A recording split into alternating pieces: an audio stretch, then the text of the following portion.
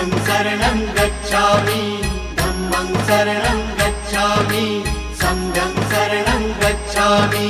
त्याग मूर्ति तू शांत चित्त तू योग रूप संसारी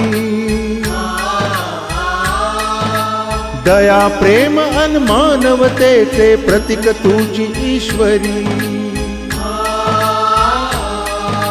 सिद्ध मूर्ती सिद्धार्थ गौतम सकलांचा स्वामी। बुद्धं शरणं गच्छामि धम्मं शरणं गच्छामि संघं शरणं गच्छामि। स स स स